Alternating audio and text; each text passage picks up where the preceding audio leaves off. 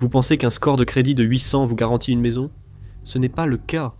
En ce moment, l'IA analyse les relevés bancaires, pas seulement votre score, et signale discrètement les activités de paiement différées via des services comme Klarna ou Affirm.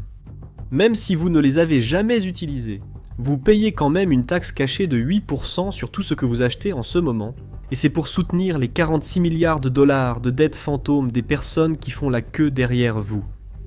Donc la vraie question n'est pas votre score de crédit. Voici ce que le système estime comme risque, et le délai avant que cela ne se retourne contre vous. C'est l'arnaque du paiement fractionné. Chapitre 1. La surtaxe invisible de 8%.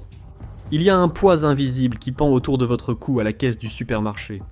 Lorsque vous utilisez une carte de crédit, il y a en moyenne des frais de transaction allant de 1,3% à 3,5% à chaque fois que vous payez sans contact.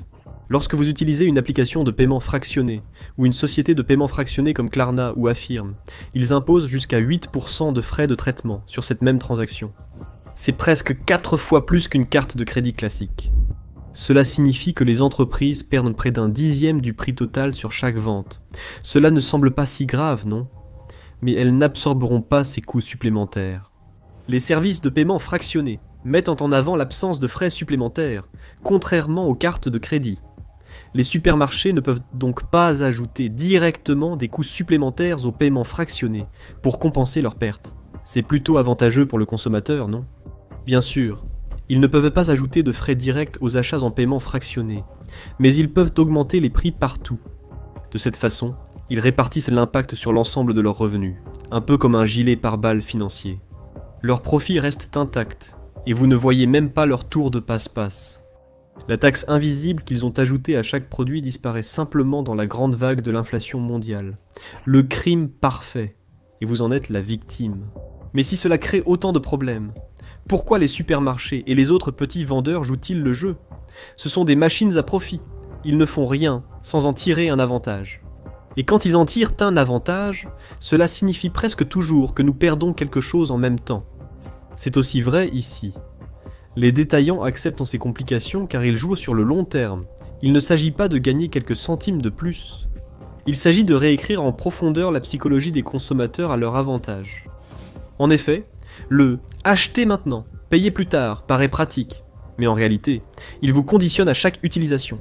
Une étude de 2024 a analysé le comportement d'achat de 275 000 consommateurs ayant utilisé les services « acheter maintenant, payer plus tard » et elle a découvert certaines constantes inquiétantes. Les clients du « acheter maintenant, payer plus tard » avaient en moyenne un panier 10% plus élevé et faisaient aussi plus d'achats qu'ils n'auraient pas fait autrement. Cela signifie que, parce que le « acheter maintenant, payer plus tard » vous donne l'illusion de payer moins au départ, vous vous trompez vous-même en pensant que vous pouvez dépenser plus en une seule fois. Cela profite aux services. Acheter maintenant, payer plus tard, et aux commerçants, mais vous laisse avec moins de liquidité. Ce tour s'appelle l'abstraction. C'est une stratégie de l'industrie financière pour rendre l'argent moins concret et immédiat, afin que vous ne culpabilisiez pas en dépensant plus que vos moyens. Si effectuer un achat ne déclenche pas immédiatement le retrait d'argent de votre compte, cela réduit l'incitation à attendre. Au lieu de cela, vous ferez exactement ce qu'ils veulent, dépenser, dépenser et encore dépenser, puis vous vous inquiéterez plus tard de l'endroit d'où viendra l'argent. Vous payez plus cher en magasin pour financer le burrito de quelqu'un d'autre. Tout cela parce que les grandes entreprises veulent soutirer de l'argent à tout le monde sur le long terme. Mais quand on regarde cela à une échelle culturelle plus large, on se rend compte que la taxe d'inflation n'est qu'un symptôme d'un fléau bien plus vaste. Et ce fléau, c'est celui que notre dette nationale a déjà attrapé. Chapitre 2. Le brouillard de la dette fantôme. Qu'une seule personne s'endette pour des sandwichs sur Klarna, c'est une chose. Mais que 53,6 millions d'Américains l'utilisent réellement, soit plus que toute la population nationale de la Corée du Sud, c'est une bombe atomique financière. Bienvenue dans le monde sauvage et étonnamment non réglementé de la dette des consommateurs. Rien qu'en 2024, il y a eu 334 milliards de dollars de transactions. Acheter maintenant, payer plus tard, dans le monde. Plus de 25% des Américains qui utilisent le paiement fractionné s'en sont servis pour payer leurs courses. Les plans de paiement échelonnés existent depuis longtemps. On fractionne les paiements pour de gros achats comme voitures ou meubles depuis leur apparition sur le marché. Quel est le problème à faire la même chose pour des produits de consommation moyens ou bas de gamme? Si vous pouvez simplement les rembourser à temps. Si. Et ce mot de 2 lettres mène à la dette fantôme. Les entreprises de paiement fractionné, n'ayant pas les mêmes obligations de déclaration que les banques ou agences de crédit. Un retard de paiement n'apparaîtra pas sur votre dossier de crédit. C'est une dette que vous avez encore à rembourser, sans véritable trace écrite en dehors des systèmes internes de le service de paiement fractionné que vous utilisez. Mais pourquoi est-ce important ? Il suffit de repenser aux horreurs financières de 2008. Le problème au cœur de la crise financière mondiale était que les institutions financières accordaient sciemment des prêts immobiliers à leurs clients, alors qu'ils ne pouvaient pas les rembourser. Quand le taux de remboursement initial de ces prêts a pris fin, les propriétaires n'ont pas pu rembourser leurs dettes, entraînant un défaut de paiement massif. Tout le système s'est effondré de fond en comble. Ainsi, il est essentiel que les institutions financières évaluent précisément les risques pour chaque demandeur de prêt. Mais même avec les meilleures intentions, ils ne peuvent pas voir la dette fantôme qui se cache dans les recoins sombres de vos finances. Ces dettes impayées ne figureront pas dans votre rapport de crédit, ce qui pose un gros problème. Peut-on croire qu'une personne qui doit augmenter sa ligne de crédit pour une commande chez McDonald's ne fera pas défaut sur un prêt immobilier ? C'est comme un gaz toxique invisible planant autour de ces prêts en apparence innocents. Mais ce n'est pas la seule chose inquiétante qui survient lorsqu'une dette fantôme vous hante. Les économistes appellent à cela le cumul de prêts, où les consommateurs accumulent plusieurs petits prêts BNPL en même temps. Ils étendent leur ligne de crédit, et ils perdent de vue combien ils doivent réellement, à un moment donné.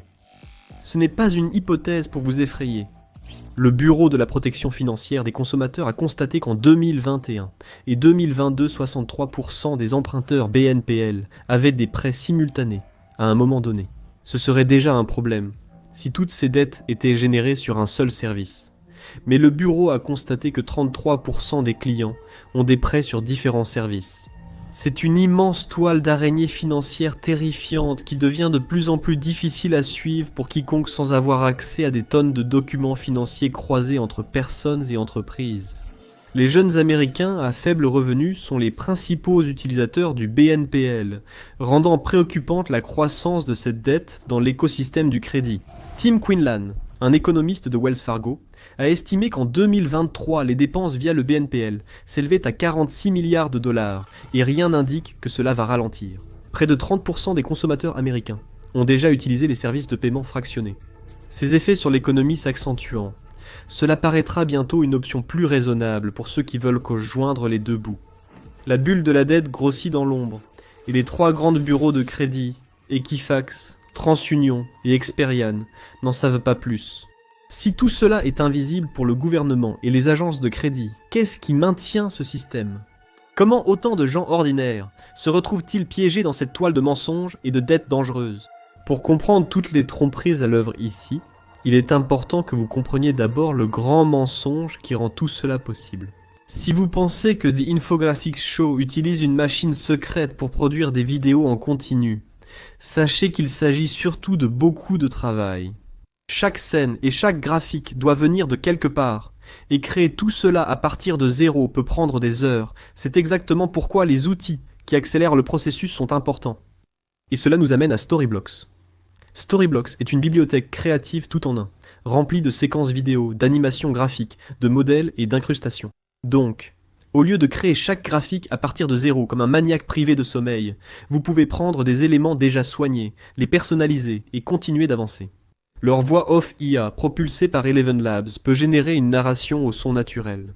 Si vous avez besoin d'une voix rapidement et que je ne suis pas disponible, l'humanité a prévu un plan de secours. Pour des visuels personnalisés, leurs outils de montage vidéo IA, alimentés par Runway, permettent de générer et d'ajuster des éléments rapidement tout en gardant le contrôle. De plus, vous accédez à des milliers de modèles dans des programmes populaires comme Premiere et After Effects, où la plupart des créateurs montent et ajoutent leurs effets visuels. Storyblocks vous donne accès à une immense bibliothèque de ressources, et avec un seul abonnement, vous pouvez télécharger un contenu illimité. C'est une option incroyablement économique. Donc, si vous voulez commencer à créer de meilleures vidéos vous-même, rendez-vous sur le lien dans la description ou scannez le code QR à l'écran. Profitez de 15% de réduction sur tout abonnement annuel pour une durée limitée. Et l'offre se termine bientôt. Alors vous devriez agir rapidement. Commencez à créer de meilleures histoires. Maintenant, revenons à l'épisode. Chapitre 3. L'anatomie d'un piège de la dette. Si la bombe à retardement ici vient du fait que les gens ne remboursent pas leurs prêts, la solution est sûrement simple. Réguler le système pour que les entreprises BNPL ne travaillent qu'avec des personnes présentant un bon profil emprunteur. Mais cette régulation n'existe pas. La législation avance à une lenteur glaciale. Il semble presque que les systèmes BNPL soient faits pour repérer les victimes idéales, celles qui poseront problème plus tard. Nous vous avons dit plus tôt que le BNPL semble reposer sur une sorte d'astuce psychologique. Si vous repoussez la véritable nature du paiement à plus tard, l'argent cesse de sembler réel. Le dépenser devient beaucoup plus facile. C'est exactement ce mécanisme sur lequel les commerçants comptent pour réellement tirer profit du paiement fractionné. Une étude psychologique de 1998 menée par Prelec et Lowenstein a révélé que lorsque vous séparez l'achat du paiement, même légèrement, le phénomène qu'ils appellent la douleur du paiement est atténué. Et de la même manière que la douleur physique nous empêche de nous retrouver dans une situation dangereuse, cette douleur financière nous protège des situations financièrement risquées. Maintenant, le BNPL ouvre grand la porte à cette même situation et déroule le tapis de bienvenue. Des chercheurs de l'université Stanford ont décidé d'examiner de plus près le monde du BNPL. Ils ont été fascinés par la méthode BNPL, payée en 4 fois, qui paraissait trop belle pour être vraie. Si vous l'avez déjà utilisée, vous voyez de quoi nous parlons. Vous payez d'abord 25% du prix, puis vous divisez le reste du montant en 3 autres paiements de 25%, répartis sur 6 semaines. Quel que soit le service BNPL choisi, il avance le paiement et perçoit une commission du commerçant. Vos remboursements vont au service, non au commerçant. Et si vous effectuez ces remboursements à temps, les services aiment se vanter que l'offre est sans intérêt. Mais il ne faut pas creuser bien loin pour que les choses commencent à devenir inquiétantes. Contrairement aux cartes de crédit, ces services n'exigent pas de vérification de solvabilité, ce qui en fait une vraie aubaine pour les personnes qui ont déjà des antécédents de défaut de remboursement de prêt. C'est un processus d'auto-sélection extrêmement dangereux pour une industrie qui repose sur la croyance que ses clients paieront à une date ultérieure. La société d'intelligence de marché CB Insights a estimé qu'à la fin de 2025, le volume total des prêts issus du paiement, en plusieurs fois, pourrait atteindre 1000 milliards de dollars. Selon Ed DeHaan, professeur de comptabilité à la Stanford Graduate School of Business, la compétence financière de l'utilisateur moyen n'est pas très élevée. Livrées à elles-mêmes, les entreprises qui accordent du crédit en profitent souvent au détriment des consommateurs. Mais il est clair que le consommateur moyen n'a pas compris qu'il fallait s'en méfier.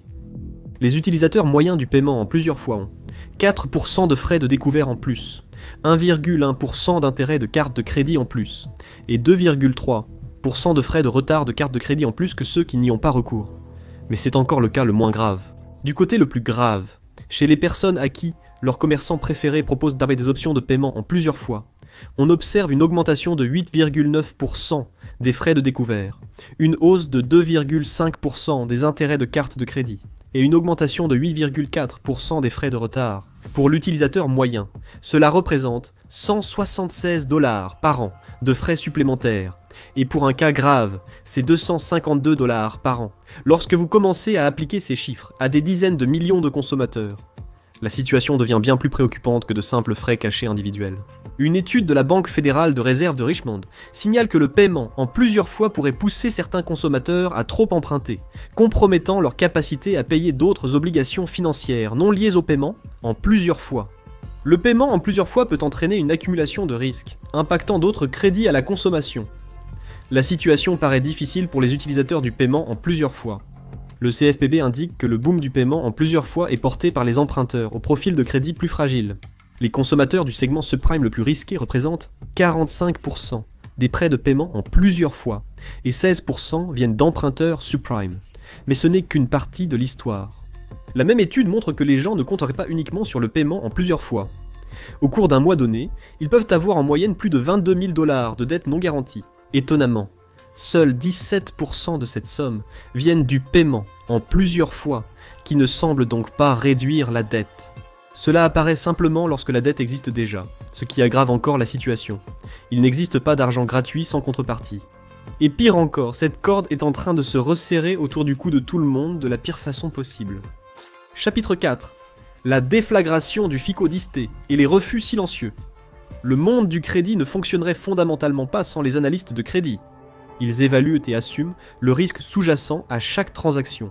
Et plus une institution financière effectue de transactions risquées, plus elle se rapproche de la zone de danger. Pour un prêt ou une assurance, un chargé de souscription fait la vérification préalable.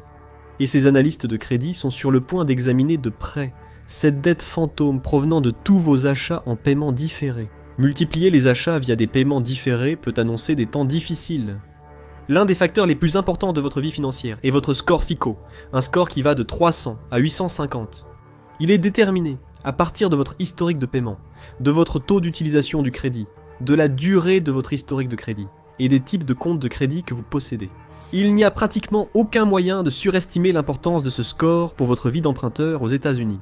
Selon Investopedia, c'est le facteur déterminant dans environ 90% des décisions de prêt. Dès 2026, les chargés de souscription ont intégré votre historique de paiement différé dans le calcul de votre score.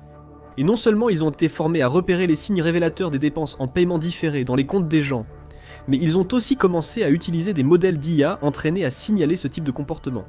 Ces modèles, et les chargés de souscription, constatent que les scores de crédit des utilisateurs des services de paiement différés ne s'amélioreront pas, d'autant plus que le non-paiement devient courant dans le secteur. Dans une enquête de 2025 menée par la plateforme de crédit LendingTree, 41% des utilisateurs ont déclaré avoir payé en retard au cours de l'année écoulée. C'est en hausse par rapport à 34% en 2024. Ce n'est pas une tendance encourageante, loin de là. Les retards de paiement signalés par les analystes de crédit et les modèles d'IA peuvent avoir de graves conséquences. Si l'on ne vous fait pas confiance pour rembourser 200 $ d'épicerie en 6 semaines, comment vous confier un prêt hypothécaire sur 30 ans? Et ce n'est pas seulement nous, c'est aussi l'industrie hypothécaire qui le dit. Selon Waterstone Mortgage, bien que les méthodes de paiement BNPL puissent en sembler pratiques et inoffensives, une utilisation excessive de ces services pourrait nuire à l'approbation de votre prêt hypothécaire, ou même retarder la conclusion de votre achat. Si vous prévoyez de passer prochainement par la procédure d'obtention d'un prêt immobilier, vous devriez peut-être réfléchir à 2 fois avant d'ouvrir trop de comptes BNPL ou de les utiliser trop fréquemment. Là où cela peut vraiment commencer à anéantir vos chances d'accéder à la propriété, c'est lorsque cela perturbe votre ratio d'endettement, ou ratio dette-revenu.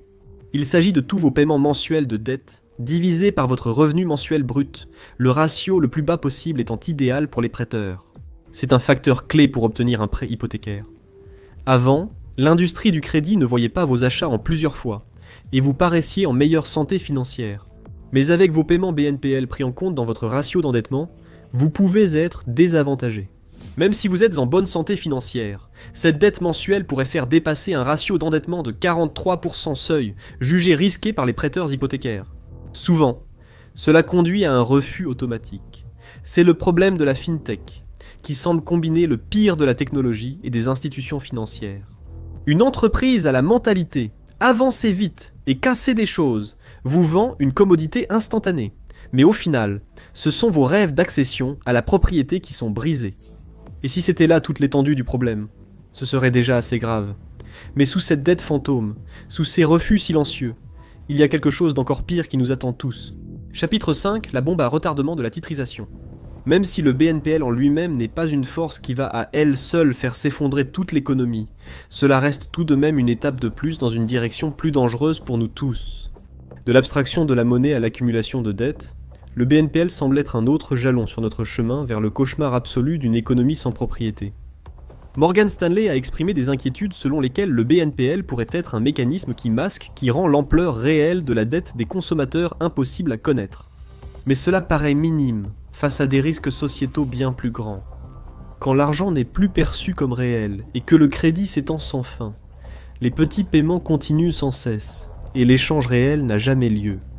À part l'oxygène que tu respires, du moins pour l'instant, tu n'auras qu'un accès temporaire à peu près tout. Ce sera une économie de location dirigée par nos seigneurs techno-féodaux et tu ne seras qu'un parmi les milliards qu'ils trairont chaque jour. Toujours envie d'arnaque ? Découvre l'arnaque nord-coréenne à 3,6 milliards ou regarde plutôt ceci.